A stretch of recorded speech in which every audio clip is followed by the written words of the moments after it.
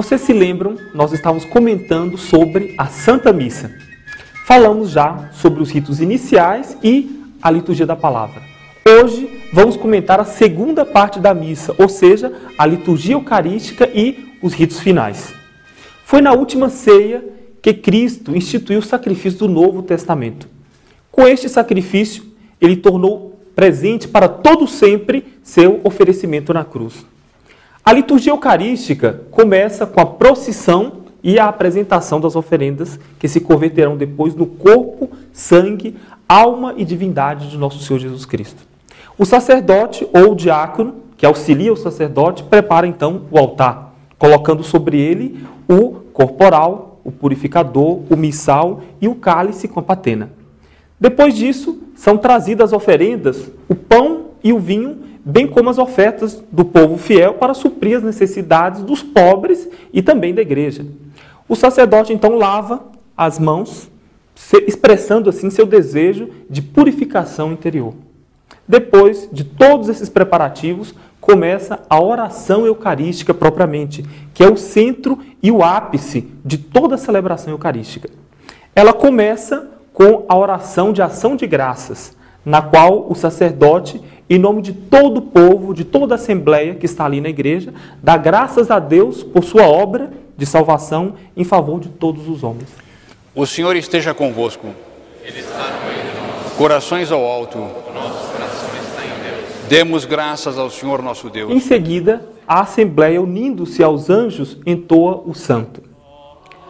A consagração é o momento culminante no qual o pão e o vinho vão se transubstanciar no corpo e sangue de Cristo que morreu para a nossa salvação. O sacerdote, ele atua em persona Christi, ou seja, na pessoa de Cristo. Isto significa que não são as palavras do Padre que têm o poder de mudar a substância do pão e do vinho para o corpo e sangue de Cristo, mas é o próprio Cristo que atua na pessoa do sacerdote. Tanto é assim que o Padre não diz, este é o corpo de Cristo, mas ele diz, este é o meu corpo, ou seja, é Cristo quem está falando e operando este milagre estupendo de sua misericórdia. Consagrados, então, o pão e o vinho, a oração continua recordando-nos que foi o próprio Cristo quem disse, fazei isto em memória de mim. A oração que se segue à consagração pede o auxílio de Deus por todos os que são seus. Em primeiro lugar, colocam-se as intenções da igreja, depois dos vivos, dos defuntos e, finalmente, se glorifica a Deus. Sendo a missa a ceia pascal por excelência, convém que todos os que estão preparados recebam ao Senhor como alimento.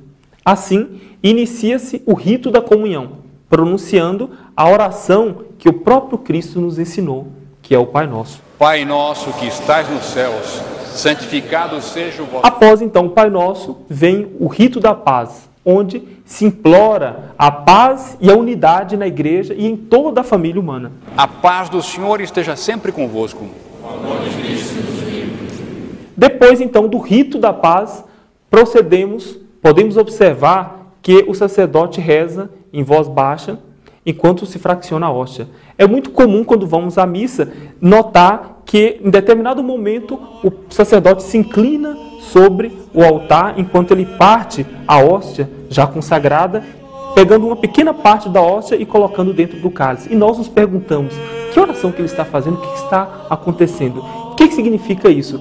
É uma pequena parte daquela hóstia que ele coloca dentro do cálice e simboliza que, apesar de sermos poucos, constituímos um único corpo em Cristo.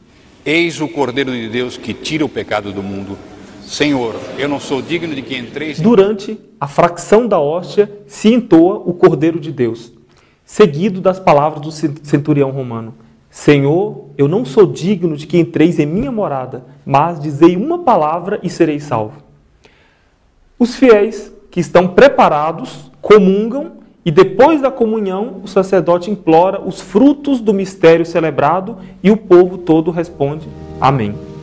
Por fim, vem a bênção do sacerdote e a despedida dos fiéis, que pode ser dada por ele mesmo, o sacerdote, ou pelo diácono que está servindo o altar.